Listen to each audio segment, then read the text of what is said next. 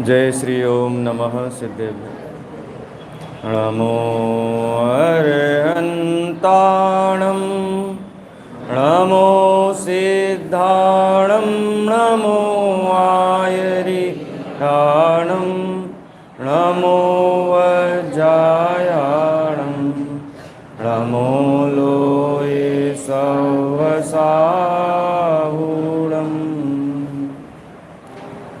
अरिहंत सिद्ध सूर्योपाध्याय साधु सर्व अर्थ के प्रकाशी मांगलिक उपकारी हैं।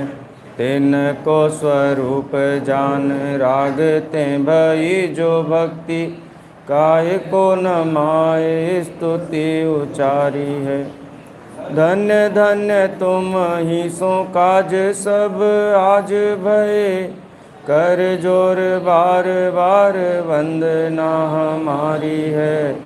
मंगल कल्याण सुख ऐसो हम चाहत हैं। हो मेरी ऐसी दशा जैसी तुम धारी है। हो मेरी ऐसी दशा जैसी तुम धारी है। वंदितु सर्व सिद्धे ध्रुवमचल मणोभवं गदिं पत्ते वोचामि समय पाहुण भिणमो सुध केवली भणिदं। नमः समय साराय स्वानुभूत्या चकासते चित्स्वभावाय भावाय सर्वभावाय। आज उत्तम सत्य धर्म का दिन है। सत्य धर्म की आराधना ये सत्य के ज्ञान के बिना नहीं हो सकती। सत्य जाने बिना सत्य की आराधना संभव नहीं है। आचार्य कुंद स्वामी ने समयसार परमागम में उत्कृष्ट सत्य का निरूपण किया है। आचार्य अमृतचंद्र देव कहते हैं समयसार के बारे में, न खलु समय सारात उत्तरम किंचित अस्ति। समय सार में बताया हुआ जो भगवान आत्मा है, जीवादि 7 तत्वों का जो स्वरूप है, इससे बढ़कर के और अब कुछ कहा नहीं जा सकता। इसके बाद तो निर्विकल्प अनुभूति रह जाती है बस। तो इतनी महिमा आचार्य अमृतचंद्र देव को समय सार के संबंध में है। आचार्य कुंद देव बहुत सरल भाषा में, बहुत सहज भाषा में एक ही बात के लिए प्रेरणा दे रहे हैं कि तुम आत्मा और आश्रव के भेद को जानो। क्योंकि जब तक नहीं जानोगे तब तक कसाएं होती रहेंगी, तब तक कर्म का बंध होता रहेगा और तब तक संसार परिभ्रमण भी निरंतर बना रहेगा। यदि किसी को ऐसा भ्रम है कि जब तक शरीर है तब तक हैं, किसने देखा स्वर्ग, किसने देखा नरक, तो इसका मतलब आंखें बंद किए हुए हैं। जैसे खरगोश होता है ना, खरगोश के पीछे कोई उसको मारने के लिए दौड़ता है ना, कोई चीता दौड़ गया उसके पीछे तो दौड़ता है खरगोश पूरी ताकत लगा करके, और दौड़ते दौड़ते उसमें सामर्थ्य तो ज़्यादा होती नहीं है, थक जाता है। तो थक जाता है तो यूँ सर झुका करके आंख बंद करके बैठ जाता है। बस आंख बंद करके बैठ गया तो उसको क्या लगता है कि मुझे कोई नहीं देख रहा है। मुझे कोई नहीं देख रहा है, ऐसा जान करके बैठ जाता है। तो उसको कोई नहीं देख रहा है। तो ये अज्ञानी जीव की यही दशा है कि वस्तु स्वरूप के ज्ञान से विमुख है, जानता नहीं है, उसने अपनी कल्पनाएं कर रखी है। ये इतनी सारी धर्म की परिभाषाएं, इतनी सारी धर्म उनकी अलग अलग पद्धतियाँ कैसे हुई कि वस्तु का स्वरूप जाना नहीं, इसीलिए ये परिकल्पनाएं करके जीव अपने हिसाब से गूंथता है धर्म की कहानियाँ और परिभाषाएं। जैन शासन में आचार्य देव ये कहते हैं, शास्त्र में हमने परिचय दिया है, बस इससे ज़्यादा काम शास्त्र का नहीं है। जिनेंद्र भगवान का कितना काम कि वस्तु का स्वरूप बता दिया बस। लेकिन ये सत्य है कि नहीं है, ये आज्ञा से स्वीकार नहीं करना। हैं, आज्ञा सम्यक्त्व भी है और विनय मिथ्यात्व भी है, दोनों ही हैं। विनय से अगर स्वीकार करे तो थोड़ा बहुत पुण्य का बंध तो कर लेगा, पुण्य का बंध हो जाएगा, पुण्य का बंध तो ग्रहित मिथ्यात्व भी कर लेता है। पार्श्वनाथ भगवान के नाना थे, पंचाग्नि तप तपते थे। उन्होंने कहा पार्श्वनाथ भगवान ने कि भाई ये जो आप लकड़ियाँ डाल रहे हो ना हवन में, इसमें जीव हैं, इसमें सर्प युगल हैं, जीव हैं। तो नहीं माना, कहाँ हैं कहाँ हैं। तो जब लकड़ी खोल के देखी तो उसमें जीव पाए। तो इस प्रकार का भी धर्म करते थे और इस प्रकार का धर्म करते हुए ये तो पार्श्वनाथ भगवान ने बताया तो और क्रुद्ध हो गए, और क्रुद्ध हो गए, और फिर उनकी मृत्यु हुई तो वो भी स्वर्ग में ही देव हुए हैं। मारीची का जीव वो भी स्वर्ग में देव, द्विपायन मुनि वो भी स्वर्ग में देव हैं। चिंता किस बात की है हैं? कोई भी धर्म, और ऐसा कहते हैं परम हंसादिक हैं, वो भी कौन से 5वें स्वर्ग तक चले जाते हैं। वो मतलब जो परम हंसादिक हैं, जो अन्य कुतप तपते हैं, उनको भी स्वर्ग हो जाते हैं, उनको भी अनुकूलताएं मिल जाती हैं, शुक्लेश्या में रहते हैं। क्यों ऐसा क्यों होता है? क्योंकि भाव परावर्तन पूरा करना है ना, तो भाव परावर्तन में नंबर लगेगा। जैसे मंदिर में बहुत अपने साधर्मी हैं और कहा कि नहीं एक दिन एक ही जन भगवान का अभिषेक करेगा, सबको अनुमति नहीं, एक ही जन एक दिन करेगा और सबका क्रम से नंबर आएगा। एक दिन तो आएगा ही ना सबका हैं। तो ऐसे ही ये 4 गतियां जो हैं, जो भी जीव त्रस पर्याय में आया है, साधिक 2000 वर्ष के लिए सागर के लिए आया है, तो वो तो जाएगा ही जाएगा, उस जाति के परिणाम भी वो करेगा। लेकिन सत्य का परिचय किए बिना ये परिभ्रमण रुकेगा नहीं। देखो 6 डाला की पहली ढाल का अंतिम छंद और चौथी ढाल का अंतिम छंद, दोनों को कंपेयर करो, कंपेरेटिव स्टडी करो। पहली ढाल का आखिरी छंद क्या है? कबहूँ विमान वासी हूँ थाय, सम्यक दर्शन बिन दुख पाए, तहते चैथावर तन धरे, यो परिवर्तन पूरे करे। कहाँ गया? कहाँ गया? विमानवासी। विमानवासी क्या टारगेट है संसार में? ऊंचा से ऊंचा। कहाँ जाना चाहते हो? कहाँ जाना चाहते हो? कि हम स्वर्ग में जाना चाहते हैं। कौन से स्वर्ग में जाना चाहते हो? भवनवासी, व्यंतर, ज्योतिष, वैमानिक। सबसे ऊंचा कौन सा है? पता नहीं है। पूछा ऊंचा कौन सा है कि वैमानिक है। वैमानिक जाना चाहते हैं तो वहाँ तो जाता ही है ना जीव, भाव परावर्तन में जाता ही है जीव, जाता ही है जो त्रस पर्याय में आया है। नित्य निगोदिया की बात नहीं करते हैं, नित्य निगोदिया को समझाते भी कहाँ हैं समझाते तो संगी पंचेंद्री को ही है ना। तो जाता है जीव, तो उसमें कौन सी उपलब्धि है, कौन सा महान काम है? हमको बड़ा वो होता है कि देखो ये जीव स्वर्ग में जाएंगे, स्वर्गवासी हुए, स्वर्गवासी हुए, स्वर्गवासी हुए। इसमें कोई आश्चर्य की बात नहीं है। संसार 5 परावर्तनों में जीव अनंत बार देव पर्याय प्राप्त किया है, अनंत बार। क्योंकि काल अनादि है ना, काल का तो कोई आरंभ है नहीं। There was no time when there was no time. Time का तो कोई आरंभ है नहीं ना। जीव की सत्ता का भी कोई आरंभ नहीं है। जीव की सत्ता नहीं, जगत में जितनी सत्तावान वस्तुएं हैं वो सभी अनादि से हैं। कोई नई चीज़ बन करके नई उत्पन्न नहीं होती है, कोई चीज़ नष्ट नहीं होती। वो लोग कहाँ कहाँ जाएंगे? सब जगह जाएंगे लेकिन उपलब्धि क्या है?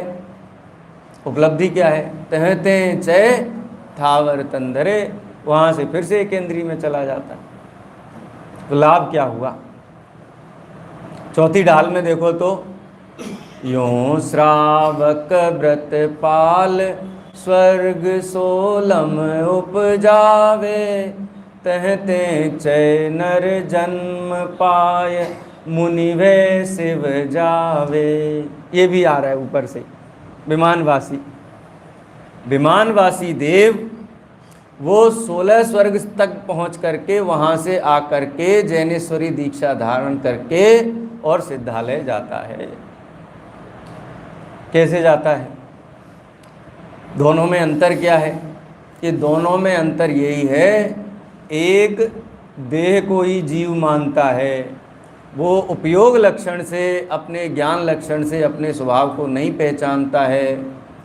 मैं जीवित हूँ तो देह के कारण हूँ, देह नहीं रहेगा तो मैं मर जाऊँगा, ऐसा देह में एकत्व बुद्धि रख करके बहुत पाप करता है। देह की एकत्व बुद्धि के बिना पाप नहीं होगा, देह से एकत्व बुद्धि होने से ही पाप होता है। ये देह जो है, इस देह के प्रति जो ममता है, ये सभी पापों का मूल है।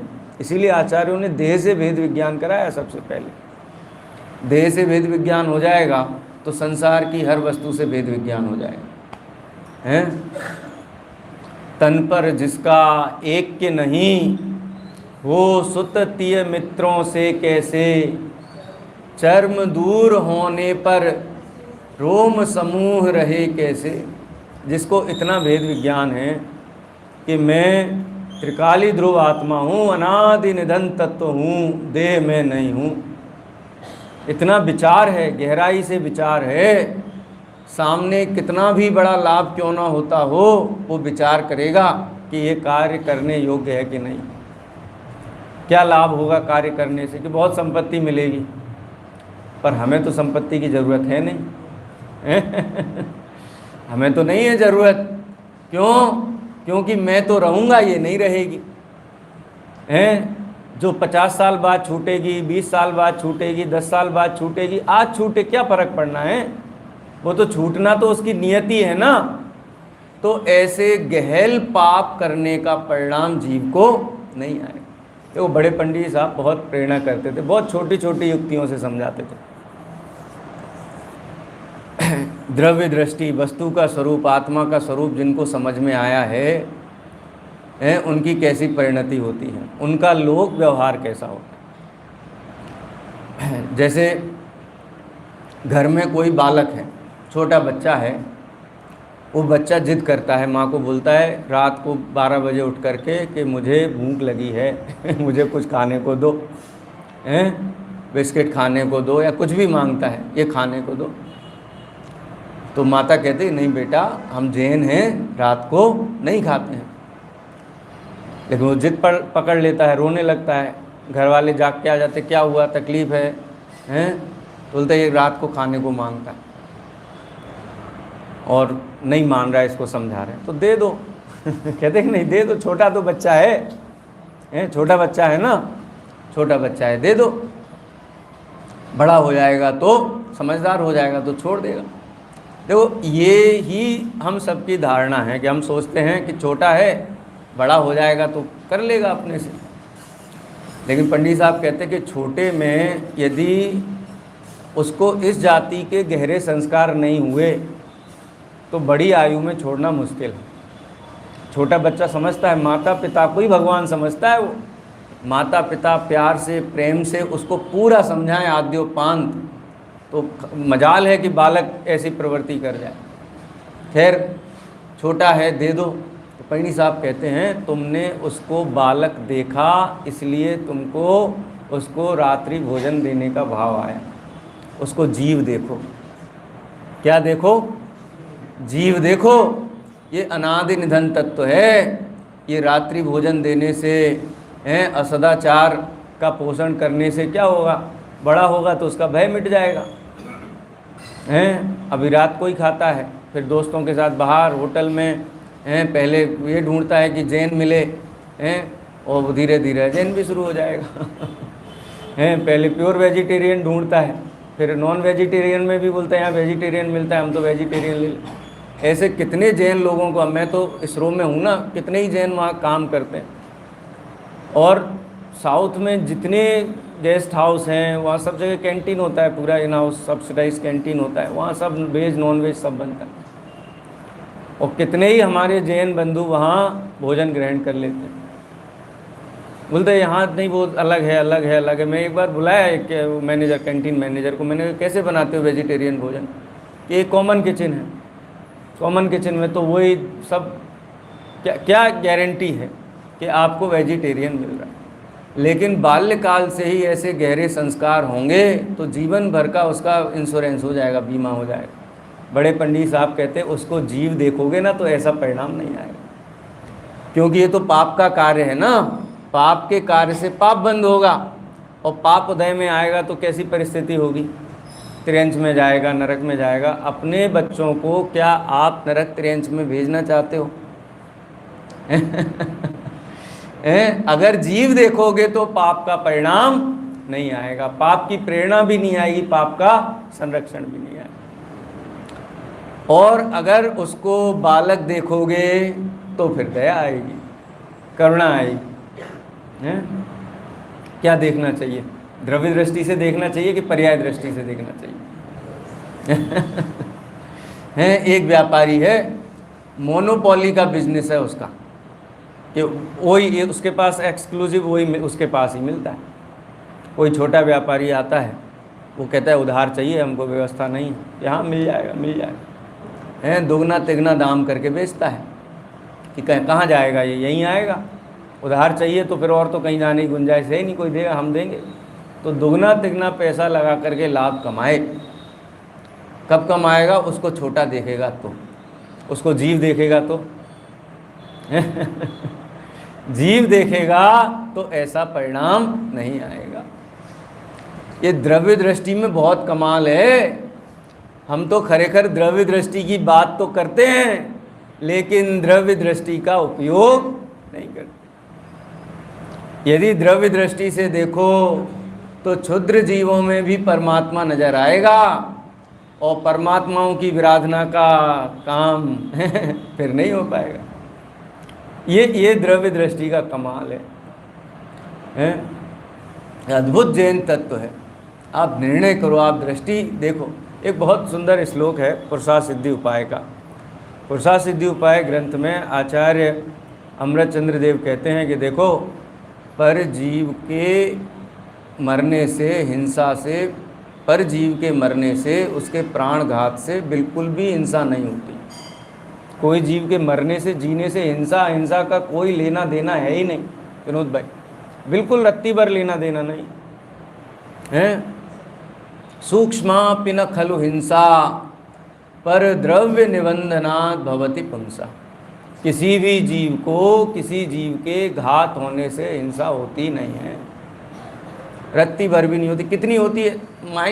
मतलब 0.00001% भी नहीं होती है प्रत्येक भाई। तो क्या करें? फिर तो रक्षा की ज़रूरत नहीं है। फिर तो मुनिराजों को इर्यापत समिति पूर्वक नहीं चलना चाहिए। क्यों? क्योंकि जो भी मरेगा वो तो आयु कर्म के क्षय से मरेगा, उससे तो हिंसा बिल्कुल भी नहीं है। अन्याय, अनीति, अवक्षय, इसमें जितनी भी हिंसा होती है वो तो हर जीव का अपना अपना परिणाम है, उससे हो रही है। उसका उदय, उससे उसका प्राणघात होगा। लेकिन आचार्य देव कहते हैं कि सूक्ष्म हिंसा भी पर द्रव्य के घात से नहीं होती है। सूक्ष्मापि न खलु हिंसा पर द्रव्य निबंधनात् भवति पुंसा। लेकिन आप किसी को जीव देखोगे, परमात्मा देखोगे, भावी सिद्ध देखोगे तो उसकी विराधना का भाव आपको आएगा। कैसे? हमें तो ये बताओ। हैं? किसी भी जीव को परमात्मा देखोगे तो उसकी विराधना का भाव आएगा। अरे हम मंदिर में जब आते हैं ना, तो मंदिर के दरवाजे से बाहर निकलते समय सीधे हो जाते, भगवान की तरफ मुख करके निकलते हैं, क्योंकि भगवान को पीठ दिखा के नहीं निकलना है।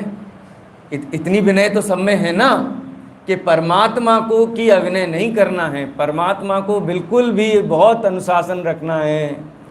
और जिनको द्रव्य दृष्टि जागृत होती है वो समस्त जीवों में परमात्मा देखते हैं, इसलिए उनकी विराधना का भाव सहज नहीं आता। ये द्रव्य दृष्टि का कमाल है। द्रव्य दृष्टि चर्चा का विषय नहीं है, द्रव्य दृष्टि प्रैक्टिकल का विषय है, प्रैक्टिकल का प्रयोग का विषय है। शास्त्रानुसार पद्धति से बहुत पढ़ें लेकिन प्रैक्टिकल नहीं करें तो क्या होगा? बोलो, व्यापार की बड़ी बड़ी योजनाएं बनाई जाएं। कंसल्टेंट होते हैं ना बड़े बड़े, उनसे बढ़िया बढ़िया व्यापार की योजनाएं दो और बैठ के खूब उसका डिस्कशन करें, खूब चर्चा करें व्यापार की। अपूर्व भाई बोलो कितना लाभ हो जाएगा? हैं तुषार भाई, लाभ होगा कि नहीं होगा? क्या करना पड़ेगा? कि जो योजना है, जो पढ़ा है, समझा है, लाभ तो बहुत है, लेकिन लाभ तो तब होगा ना जब वो प्रयोग में आएगा, जब परिणति में आएगा। प्रयोग और परिणति में आए बिना लाभ कैसे होगा? ये आचार्य देव ये 69-70 नंबर की गाथा में समझा रहे हैं कि जीव कौन है ये पहचानो। हैं, जीव की सामर्थ्य क्या है पहचानो। अपने को जानने का नाम ही धर्म नहीं है, पर को भी जानने का नाम धर्म है। पर को पर जानना, स्व को स्व जानना। पर की विराधना का यदि भाव आता है, गुरुदेव श्री तो ये कहते हैं कि एक एक परमाणु भी ईश्वर है, उसके ऊपर भी कोई दया दिखाई। ये तो जड़ है। मैं नहीं नहलाऊंगा तो कैसे स्वच्छ रहेगा, मैं नहीं खिलाऊंगा तो कैसे पुष्ट रहेगा। हैं, जीव के परिणाम से देह की स्थिति मानना ये अग्रहीत मिथ्यात्व है। कितना निर्वार होने की आवश्यकता है। देखो टीका पढ़ते हैं। यथा अयम आत्मा, जैसे यह आत्मा, यथा अयम आत्मा, जैसे यह आत्मा, तादात्म्य सिद्ध संबंधयोः आत्मा ज्ञानयोः अविशेषात्। क्या कहा कि जैसे यह आत्मा कौन? जब यह आत्मा कहा जाए तो जो स्वसंवेदन प्रत्यक्ष सत्तावान ख्याल में आता है वो मैं आत्मा। यह आत्मा माने मैं आत्मा। मैं आत्मा कैसा है? तादात्म्य सिद्ध संबंधयोः, तादात्म्य सिद्ध संबंध से। देखो संबंध अनेक प्रकार के बतलाए गए हैं शास्त्रों में। एक तादात्म्य संबंध है। तादात्म्य संबंध किसे कहते हैं? तद आत्म। जैसे शक्कर है, चीनी है ना, चीनी, शुगर के दाने में से उसका स्पर्श निकाल दो, निकलेगा? नहीं निकलेगा। चलो प्रैक्टिकल करते हैं। निकाल दिया, मान लो स्पर्श निकाल दिया, रस निकाल दिया, गंध निकाल दिया, हैं, और क्या बचा उसमें? हैं, उसका रंग भी निकाल करके साइड में रख दिया। अब क्या बचेगा? क्या बचेगा?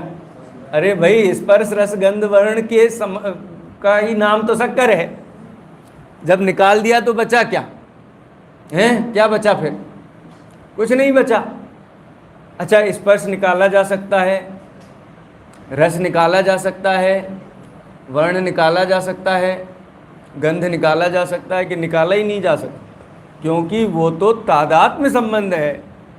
सोने में से पीलापना निकाल दो, भारीपना निकाल दो, चिकनापना निकाल दो, स्पर्श रस गंध वर्ण निकाल दो, और फिर सोना देखो कैसा दिखेगा। कि भाई ये तादात्म्य है। जैसे अग्नि से उष्णता को भिन्न नहीं किया जा सकता, अग्नि और उष्णता का तादात्म्य संबंध है। तीन काल में उष्णता और अग्नि अलग अलग नहीं होते हैं। तीन काल में शर्करा अपने मीठे पने से, खुरदरे पने से, वर्ण से, गंध से भिन्न नहीं होती। वैसे ही आत्मा और ज्ञान ये कभी भी भिन्न भिन्न नहीं होते। क्या क्या भिन्न होता है बताओ? जो जो भिन्न हो वो मैं नहीं है। जो जो भिन्न हो वो मैं नहीं। क्या क्या भिन्न होता है बताओ? हैं, देह और ज्ञान दर्शनवान आत्मा, ये भिन्न भिन्न होते हैं कि नहीं होते हैं? देखा किसी कभी भिन्न भिन्न होते हुए? देखा विरल भाई? देखा? रोज तो देखते हैं, मरघटिया वैराग्य नहीं आता है। शमशान में जाकर के देखो तो वैराग्य की उत्कृष्ट बातें होती हैं वहाँ पे। एक आदमी है जो 7 व्यसन करता है, एक व्यसन जिसका छूटा नहीं है, उसको मरघट पे देखो तो ज्ञान की बातें आप सुनो उसके मुँह से। हैं, अरे साहब सब यही छूट जाना है, कुछ साथ में नहीं जाना। देखा है ना? नहीं देखा है ऐसा तो नहीं है। देखो सत्तावान वस्तुएं नष्ट नहीं होती हैं, ये प्रयोग से सिद्ध है, प्रत्यक्ष से सिद्ध है। कोई भी सत्तावान वस्तु नष्ट नहीं होती। आप थोड़ा भी जूम इन करके देखो तो कुछ भी नष्ट नहीं होता है। अगर नष्ट होता ऐसा मानते तो कोई व्यक्ति रिटायरमेंट के बाद में हवेली नहीं बनाता। रिटायरमेंट के टाइम ग्रेच्युटी मिलती है, 50, 60, 70 लाख रुपए में देती है सरकार। और सबसे पहला काम रिटायरमेंट तक मकान नहीं, पहले, अब तो खैर पैसा ज़्यादा देने लगी है सरकार, पहले इतना ही पैसा मिलता था, दोनों टाइम के भोजन की व्यवस्था हो जाए। हैं, इसीलिए एक उक्ति चलती थी, लक्ष्मी बसती व्यापारे। हैं, नौकरी करोगे तो सुबह से शाम तक की, हाँ ये गारंटी है कि मिलेगा। व्यापार में ये हो सकता है कभी ऐसा हो जाए, ऐसा हानि हो जाए, नुकसान हो जाए कि खाने के भी लाले पड़ जाएं, लेकिन नौकरी में भोजन तो मिलेगा, लेकिन भोजन नहीं मिलेगा, बस उससे ज़्यादा नहीं मिलेगा। हैं, तो सबसे पहले क्या करता है कि जब पैसा मिलता है ना रिटायरमेंट के टाइम पे, तो मकान बांधता है और इंजीनियर से बोलता है कि 100 साल तक मकान को कुछ नहीं होना चाहिए। खुद कितने साल रहेगा? 60 साल में रिटायर्ड हुआ है, 160 साल रहेगा कि नहीं रहेगा? लेकिन मकान रहना चाहिए। सत्ता में विश्वास तो है, लेकिन अपनी सत्ता में विश्वास नहीं है। अपनी सत्ता में विश्वास का नाम सम्यक दर्शन है। जगत के पदार्थों में उनकी सत्ता में कितना भी विश्वास करे, आंगड़िया करता है, करोड़ों रुपए जा करके दे देता है, वहाँ विश्वास है। और कितने ही तो गायब हो जाते हैं बीच में। पेपर में बहुत आता था कि वहाँ से पैसा भेजा और यहाँ पे वो थी, क्या बोलते हैं उनका ऑफिस था, और जाके देखा तो ऑफिस में ताला बंद, खत्म। लेकिन भरोसा है, वहाँ भरोसा है। लेकिन सत्तावान स्वयं जो पदार्थ है उसकी सत्ता पर भरोसा नहीं। देह पर भरोसा है, लेकिन आत्मा पर भरोसा नहीं है। देह रहेगा तो मैं रहूँगा, इसलिए देह की सत्ता बनी रहे इसके लिए सारे उद्यम कर लेता है। लेकिन देह और आत्मा दोनों भिन्न भिन्न है। आत्मा का तादात्म्य ज्ञान दर्शन से है, देह से नहीं है। देह की सत्ता और चेतन की सत्ता भिन्न भिन्न है। देह के परमाणुओं की सत्ता भी अनादि निधन है, लेकिन मात्र देह के परमाणुओं की नहीं, आत्मा की भी सत्ता अनादि निधन है। देखो, दुनिया भर के लोग ये नहीं कहते देह नष्ट हो जाएगा, ये कहता है माटी माटी में मिल जाएगा। ऐसा ही कहते हैं ना, माटी माटी में मिल जाएगा, खत्म नहीं होगा। माटी से पैदा हुआ, माटी रहा और माटी में मिल गया, ये तो खत्म नहीं होगा। और आप स्वयं आप स्वयं रहेगा कि नहीं रहेगा कि मैं रहूँगा। इससे ये सिद्ध होता है कि देह और चेतन भिन्न भिन्न है। मेरा देह से कोई संबंध नहीं है। नास्ति सर्वोपि संबंध, देह से संबंध नहीं है। और ये जो क्रोधादि विकार भाव होते हैं, इनसे तो संबंध है कि नहीं? क्रोध, मान, माया, लोभ, इनसे संबंध है कि नहीं मेरा? रागादि प्रगट जे दुख देन, तिन्ही को सेवत गिनत चैन। ये हैं तो मैं हूँ, ऐसा मानता है। घर में संतान, बेटे बेटियां हैं, परिवार है पूरा भरा पूरा, और सब धीरे धीरे करके, कोई नौकरी के लिए, कोई पढ़ाई के लिए, कोई व्यापार के लिए, सब निकल गए। धीरे धीरे घर में अकेला रह गया, तो बोलते ये घर मुझे काटने को दौड़ता है। बोलते कि नहीं बोलते? क्यों? किससे बात करें? किससे सुख दुख की बातें करें? सुख दुख की बातों का मतलब क्या होता है? क्या होता है? राग द्वेष। घर में रहेंगे तो क्या करेंगे? लड़ेंगे, झगड़ेंगे, डांटेंगे, फटकारेंगे, पुचकारेंगे, यही करते ना घर में। क्या करते हैं सब मिल करके? दोनों ही जरूरी हैं, लड़ना जरूरी है, ऐसा नहीं है नहीं मन नहीं लगेगा घर में। एक से लड़ेगा, एक को पुचकारेगा, वो लड़ने में भी इसका मनोरंजन होता है, झगड़े में भी मनोरंजन होता है। कहते हैं ना, थाली में मीठा भी रखना, नमकीन भी रखना, तीखा भी रखना, सब रखते कि नहीं रखते? 2 ग्रास मीठे के लेता है तो फिर मीठा नहीं देखता है, फिर कड़वा भी देखता है। और गुजरात में तो कड़वा खास खाते हैं, पपैया खाते हैं, कच्चा पपैया। मेरे को तो आश्चर्य हो गया देख करके, जब पहली बार देखा तो। हमारे यहाँ तो पपैया कच्चा तोड़ लिया और पकता पकाने के लिए रखते थे, पकता नहीं था तो फेंक देते थे। कभी दिमाग में आया ही नहीं कि इसका भी, कच्चे का भी उपयोग किया जा सकता है। हैं? हैं? हाँ, अब आता है स्वाद, अब हमको भी आता है। अब तो पपैये के कचुमर के बगैर तो मजा ही नहीं आता है। कड़वा क्यों भाता है? क्योंकि कड़वा खाता है ना तो फिर नमकीन में भी स्वाद आता है, फिर मीठे में भी स्वाद। मीठा मीठा खाता रहे तो बोर हो जाए। कहने का मतलब ये है कि मोह, राग, द्वेष, क्रोध, मान, माया, लोभ सब चाहिए इसको, अकेला नहीं चाहिए। राग, भक्ति अकेली नहीं चाहिए। भक्ति के बाद में पाप भी चाहिए।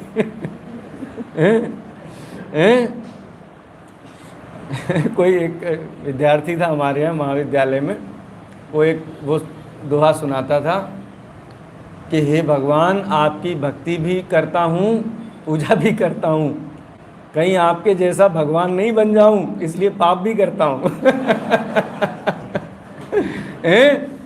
कहीं आपके जैसा ही नहीं बन जाऊँ, आपके जैसा फंस नहीं जाऊँ कहीं मोक्ष में जा करके, इसलिए भैया बैलेंस कर लेते जा करके घर पे।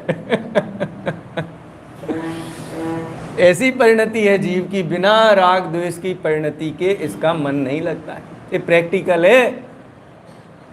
बहुत बढ़िया फिल्म चल रही हो सिनेमा हॉल में, बहुत बढ़िया है, खूब उसमें कौन सी फिल्म, बाहुबली। कब 3 घंटे बीत जाते हैं पता नहीं चलता है। क्यों? क्योंकि इसको राग द्वेष की प्रवृत्ति में अपनी सत्ता का भान होता है, उसमें तादाद में मान रखा, ये मैं हूं ऐसा मान रखा है। अच्छा, कौन सा ऐसा सीन है जिस सीन के होने पर उसको सुख होता है? कि उस सीन कोई सामने है ना, उसका सुख नहीं है। अब क्या होगा, अब क्या होगा, अब क्या होगा, ये पिट रहा है तो ये कब पीटेगा। ऐसा इसको कौतूहल रहता है, सुख नहीं है। वो तो सौखम सहाव शुद्धम नृत्य सुराणम पी, ये तो हम पढ़ ही रहे हैं शाम को। इसको कौतूहल कि अब होगा, अब होगा, अब होगा, ये कौतूहल है खाली, सुख तो बिल्कुल भी नहीं। अगर किसी सीन में सुख है तो वो जो स्क्रीन है, वो स्क्रीन एकदम से जाम हो जाए, स्टॉप हो जाए, रुक जाए, वहीं पे रुक गई बिल्कुल। ये बहुत अच्छा लगा ना, अब रुक गई बिल्कुल, वही की वही स्क्रीन पे आ रहा है बिल्कुल।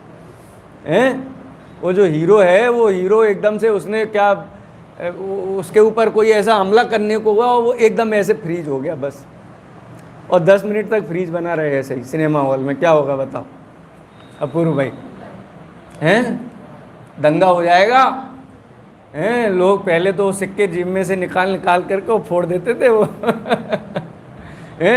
वहाँ की कुर्सियाँ तोड़ फोड़ कर देंगे। क्यों?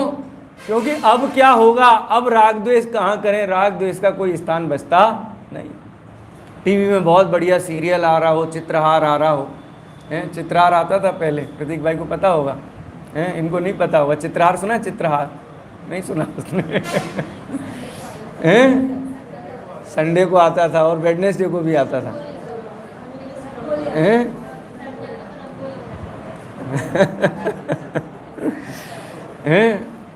आ रहा हो, आधा घंटा कब निकल जाता है, 1 घंटा कब निकल जाता है पता नहीं चलता।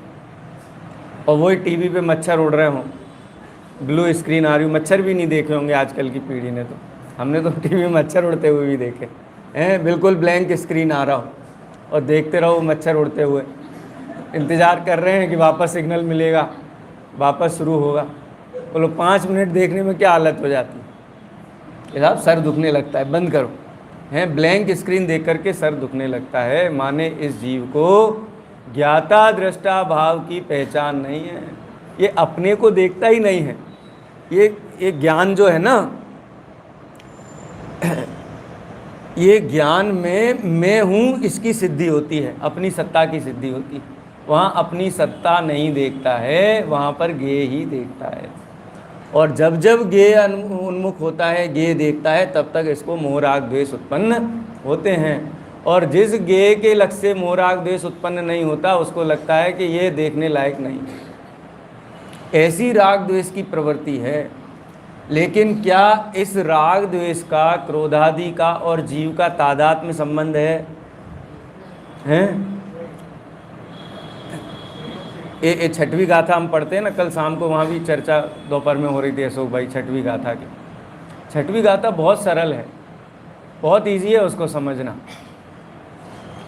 सरल क्या है उसमें, तो हम कहते हैं ना कि देखो, ना तो जीव प्रमत्त है ना अप्रमत्त है, एक ज्ञायक भाव है, और ज़्यादा क्या कि जो है वो तो वैसा ही है, उसको कहा नहीं जा सकता। प्रमत्त नहीं है इसका मतलब क्या है, अप्रमत्त नहीं है इसका मतलब क्या है? इसका मतलब ये है कि तुम ज्ञान दर्शन स्वभाव वाले हो, ना तो मोह राग द्वेष वाले हो, और मोह राग द्वेष नहीं होते हैं ऐसी पर्याय वाले भी नहीं। पर्याय वाले तो हो लेकिन ऐसी पर्याय नहीं हो। सिंपल लॉजिक है कि जब मैं मोह राग द्वेष सहित था, संजलन आदि कसायों के तीव्र उदय सहित था, वो तीव्र उदय में हूँ क्या? प्रमत्त हूँ क्या? मैं प्रमत्त हूँ क्या? प्रमत्त का मतलब कसाय सहित हूँ क्या? प्रमत्त कहो कसाय कहो एक ही बात है। प्रमाद का मतलब क्या होता है? 5 इंद्रिय के विषयों की उन्मुखता जो होती है वो प्रमाद होता है। क्रोध मान माया लोभ की जो प्रवृत्ति होती है उसको प्रमाद कहते हैं। 4 विकथाएँ जो हैं, विकथाएँ 4 नहीं असंख्यात हैं, लेकिन मोटा मोटी उनको 4 विकथा कहा। तो 4 विकथाओं में रुचि, क्या हुआ क्या हुआ, ट्रंप ने कितना टैरिफ लगाया आज बढ़ाया कि घटाया, यूक्रेन और उसमें क्या हुआ, इसमें बहुत रुचि होना, इसका नाम विकथा है।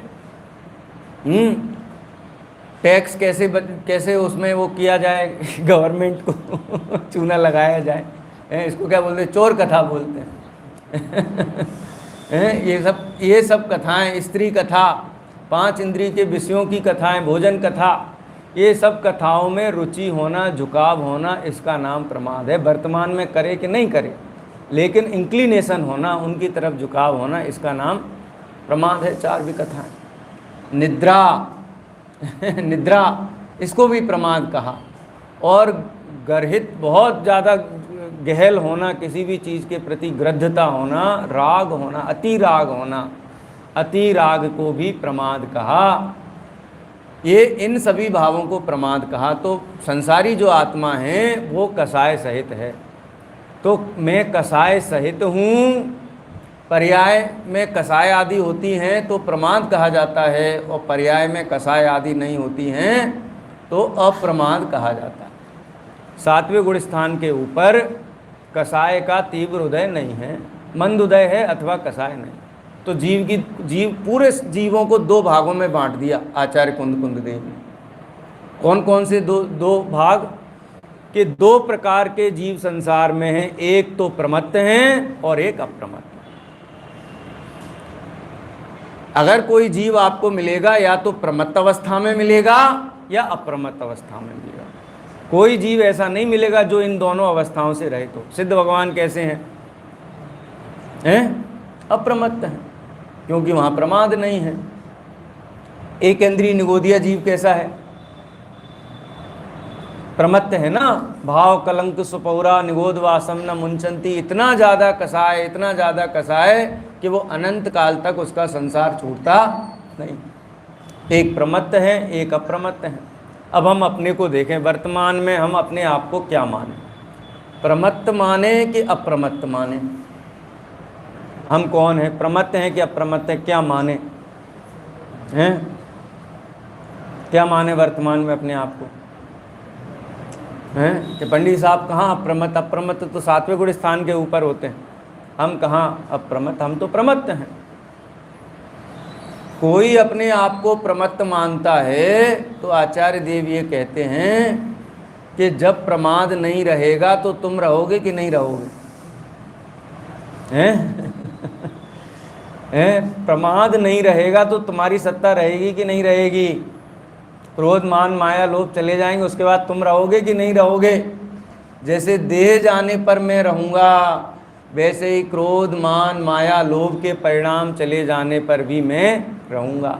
इसका मतलब मैं प्रमत्त हूँ कि नहीं हूँ?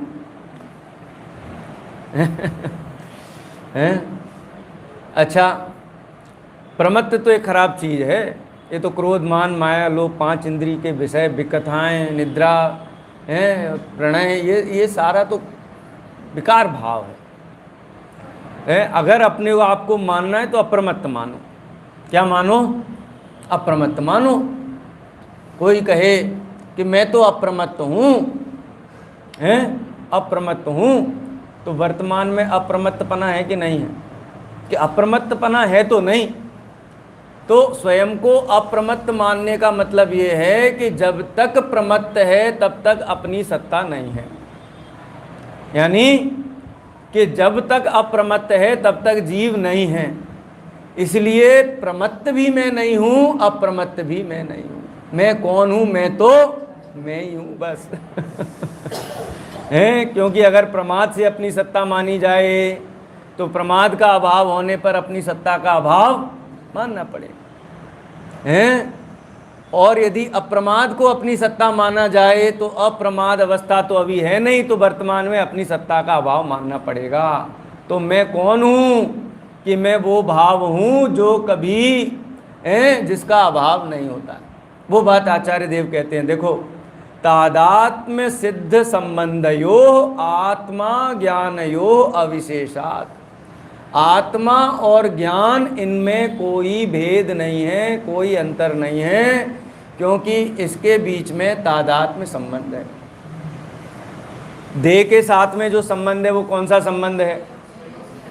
संयोग संबंध है, क्योंकि संयोग का वियोग हो जाता है। लेकिन संयोग संबंध में देह के साथ में स्थूल रूप से संयोग संबंध कहा जाता है, वास्तव में संयोग भी नहीं, संयोग भी नहीं है। संयोग क्यों नहीं है? क्योंकि ये दोनों भिन्न भिन्न द्रव्य हैं और भिन्न भिन्न ही रहते हैं। ये जीव शरीरमय नहीं होता कभी, और शरीर जीवमय नहीं होता। इसलिए इनमें संयोग भी नहीं स्वीकार किया। आचार्य कहते हैं एक क्षेत्र अवगाह संबंध है। आकाश के उन्हीं प्रदेशों में ये औदारिक शरीर के परमाणु हैं, उन्हीं प्रदेशों में तेजस परमाणु हैं, उन्हीं प्रदेशों में कारमान परमाणु हैं, और उन्हीं प्रदेशों में चैतन्य आत्मा के प्रदेश हैं। वो एक जगह पे रहते हैं, खरेखर उनके बीच में कोई भी संबंध नहीं है। इस संबंध को क्या कहते हैं? एक क्षेत्र अवगाह संबंध। टेम्परेरी संबंध है, बदलता रहता है। क्या संबंध है? कोई संबंध नहीं है। जैसे कहीं तीर्थ क्षेत्र पे जाएं और बहुत वहाँ पर मेला लगा हो, कोई विशेष दिन हो, और पहुँचे, बुकिंग नहीं की थी तो कोई कमरा नहीं मिला वहाँ पे। मैनेजर को बोला कि भाई कोई कमरा हमरा हो दो। बोलते कोई कमरा हमारे यहाँ खाली नहीं है। कि कहीं तो रात भर रुकने के लिए कोई जगह तो होगी, कहीं तो व्यवस्था बनाओ कि हाँ एक बड़ा सा हॉल है, वहाँ पे एक ग्रुप आया है, वो रुका हुआ है, वहीं कहो तो आपकी व्यवस्था बना देते हैं।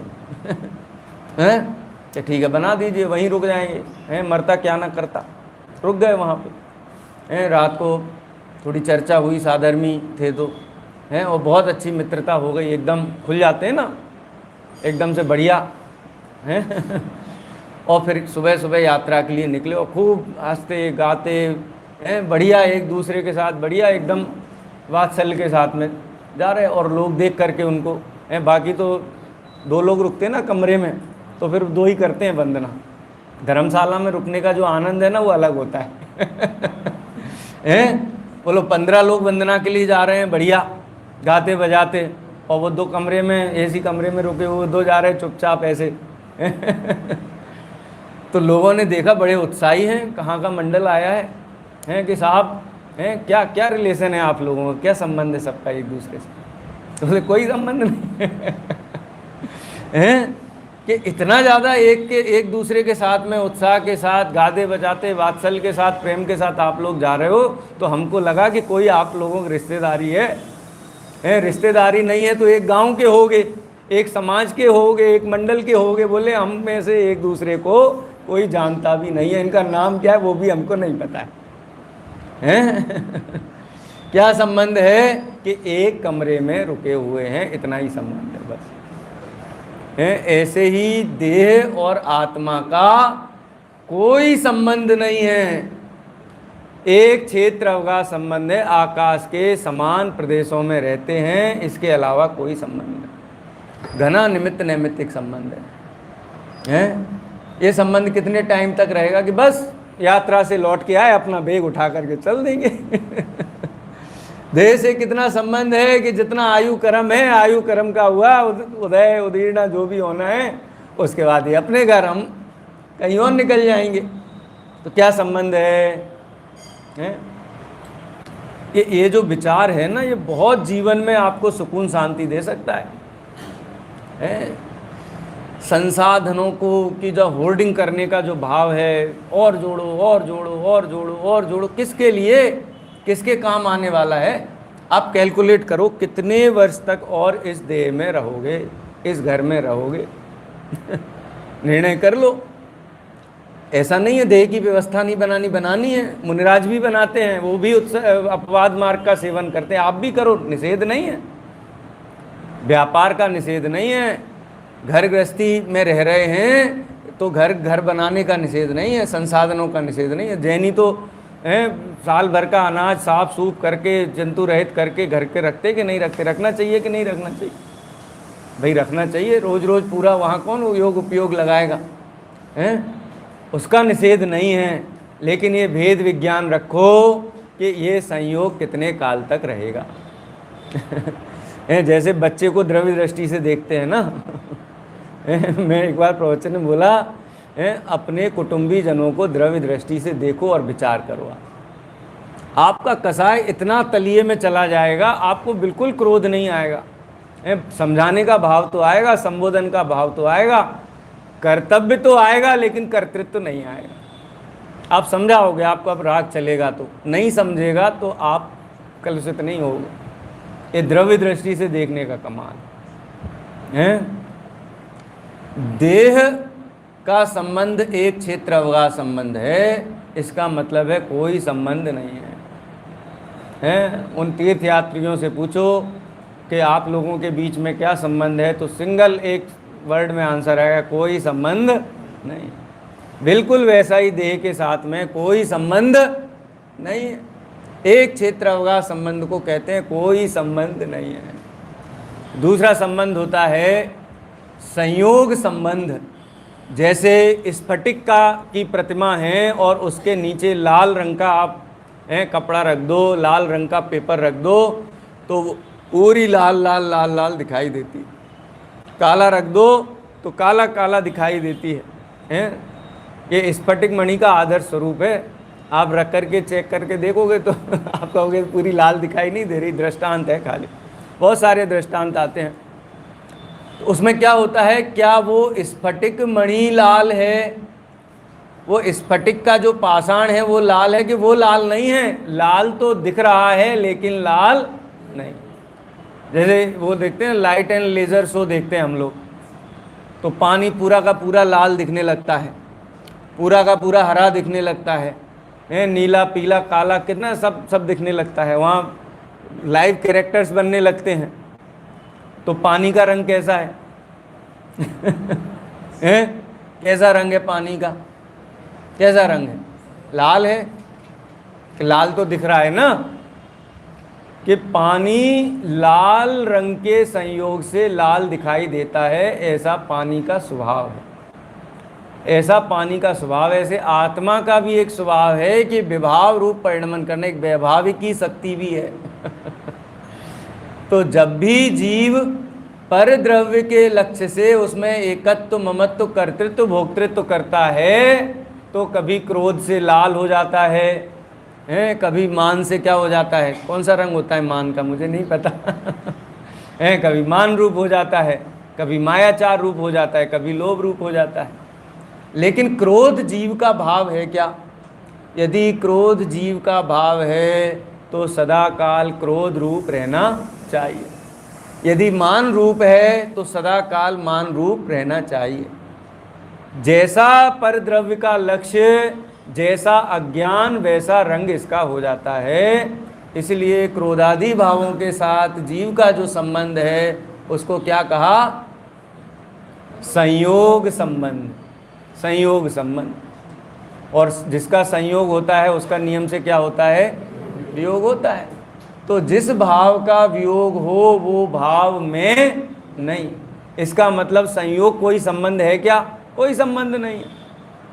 एक क्षेत्र अवगाह संबंध भी कोई संबंध नहीं है, संयोग भी कोई संबंध नहीं होता है, क्योंकि लाइट बंद और पानी वैसा का वैसा निर्मल हो जाएगा। यानी पानी का जो स्वभाव है वो लाल पीला नहीं है, वो तो निर्मल ट्रांसपेरेंट ही है।